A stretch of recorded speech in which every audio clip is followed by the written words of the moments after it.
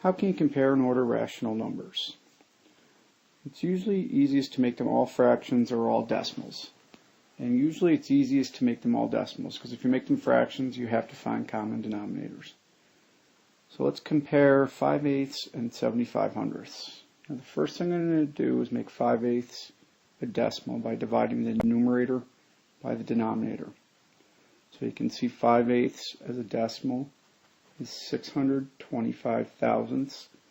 If I line these up by the decimal, the 75/100, I can add a 0 here at the end, and it's easy to see 5/8 is less than 75/100. Okay, the next one, I have -8/10 and -2/3. I'm going to make 2/3 a decimal by dividing the numerator by the denominator.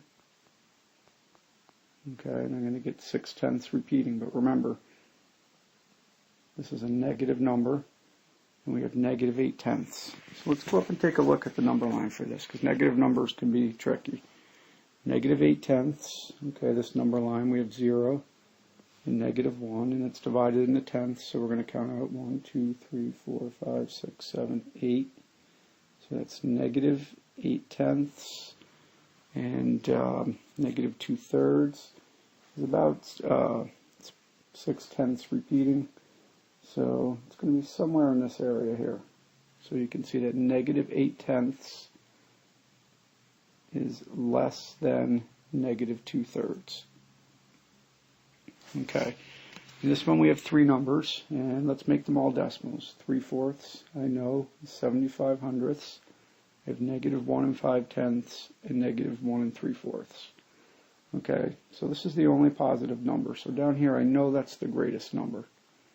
So now I have to see out of these two numbers which one is bigger. -1 5/10 is going to be halfway between -1 and -2. So that's -1 5/10.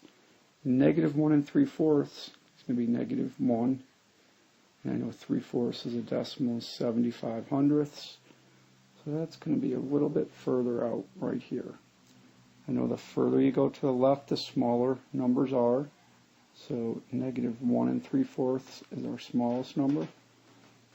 And then -1 5/10 and 3/4 on this number line would be right here.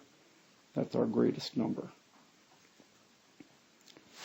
Okay, and the last one here, I have 1 1/5 and 2 3/10.